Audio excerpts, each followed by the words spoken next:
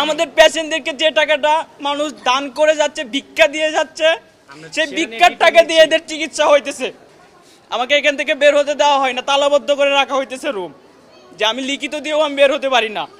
কারণ এখানে যারা আছে দে আর ফাইটার, তারা অনেক স্ট্রাগল করে দেশটাকে স্বাধীন করে আজকে এখানে পড়ে আছে। এখন পর্যন্ত ওদের রক্ত ঝরতেছে। কালকেও আমার 2টা ভাই মারা গেছে, সিএমএসে একজন মারা গেছে, ঢাকা মেডিকেলে একজন মারা গেছে। আমার ভাইয়েরা এখনো মারা যাইতেছে, এখনো আমাদের শরীর থেকে রক্ত ঝরতেছে। আমরা এখনো পরিপূর্ণভাবে সুস্থ হতে পারি নাই। আমাদের দায়ভার সরকার নেওয়ার কথা ছিল। ওরা বলছে যে আমাদের চিকিৎসার পর্যন্ত ওরা দিবে, কিন্তু চিকিৎসার টাকা এখন পর্যন্ত স্বাস্থ্য মন্ত্রণালয় থেকে একটা টাকাও হসপিটালে আসে নাই।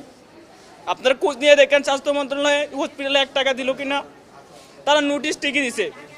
আমাদের যে ট্রিটমেন্টটা এখন হচ্ছে, পুরোপুরি ট্রিটমেন্টটা মানুষের যে বিত্তবানরা আছে, বিত্তবানের ডোনারদের টাকা, সেই টাকা দিয়ে আমাদের ট্রিটমেন্টটা চলতেছে। আর সরকার এখানে ক্রেডিট নিচ্ছে যে সে টাকা দিচ্ছে, একটা টাকাও এখন পর্যন্ত আসে নাই হসপিটালে।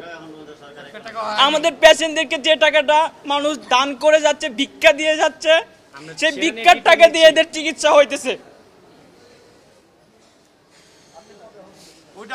আজ 2 মাস পরে আমি এখান থেকে রিলিজ নিচ্ছি, কারণ আমাকে এখানে থাকতে বের হতে দেয় না, আমাকে কোনো কার্যকলাপ করতে দেয় না, আমি কোনো জায়গায় যাচ্ছি না, ওদের জন্য কিছু করতেও পারতেছি না। দ্যাট মিনস আমি রিলিজ নিলাম, আমি বের হয়েছি, আমি বাইরে গিয়ে কথা বলবো।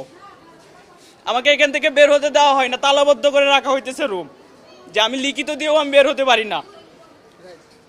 ডক্টর ইউনূস স্যার আমাদেরকে যে আশ্বাসগুলো দিয়েছিল, সেই আশ্বাসগুলো কতটুকু বাস্তবায়ন হয়েছে সেগুলো নিয়ে আমরা পরবর্তীতে তাদের সাথে বসতে চাইছি। তারা আমাদের সাথে বসতে অনীহা দেখায়। এখান থেকে হসপিটালে তালাবদ্ধ করে রাখতেছে আমাদেরকে, যার কোনো রিলিজ দিচ্ছে। এখন আমরা বাইরে যাব, কথা বলবো সব সময়। আর যদি আপনাদের পসিবল হয়, আপনারা গণমাধ্যম কর্মী, আপনারা এটা ছড়াই দেন যে সরকার এখন পর্যন্ত এদের পিছনে কোনো ধরনের অনুদান দেয়নি, 1 পয়সাও দেয়নি। আমরা নগদ অর্থ এখন যদি সরকার আমাদের জন্য, যেমন একটা বলছিল কিছুদিন আগে 100 কোটি টাকা ফাউন্ডেশনের জন্য জুলাই আগস্ট, সেটার কথাটা বলছিল, এখন সেটা আমরা কিছু জানি না। আমাদের আশ্বাস দিয়েছে ডক্টর ইউনূস স্যার, যে বলছে আমরা সবাই মানে যারা যারা ডক্টর স্যারের সাথে দেখা করতে গেছিল সবাইকে আশ্বাস দিয়েছে যে আপনার মনে করেন সবাই চাকরি পাবে, কেউ ভাতা পাবে, কেউ 1 লাখ টাকা করে পাবে, যারা আহত হয়েছে তারা 1 লাখ টাকা করে পাবে, এমনকি নিহত যারা হয়েছে তারা 5 লাখ টাকা করে পাবে। এটা বলা হয়েছিল। বাট আমরা কোনো টাকা পয়সার জন্য আমরা দেশ স্বাধীন করিনি। আমরা যা হয়েছে সব বাদ, আমাদের চাই আমরা সুস্থরা, আমরা ট্রিটমেন্ট চাই, যে আমরা সুন্দর মতো সুস্থ হয়ে নিজের বাসায় পৌঁছাতে পারি। আমরা জাস্ট এতটুকু ট্রিটমেন্ট চাই। আমরা এমন ট্রিটমেন্ট চাই না যে অর্ধেক ট্রিটমেন্ট করে আমাদের আরেক জায়গায় ট্রান্সফার করে দিবে, আমরা ওই ট্রান্সফার অনুযায়ী আমরা চলে যাব।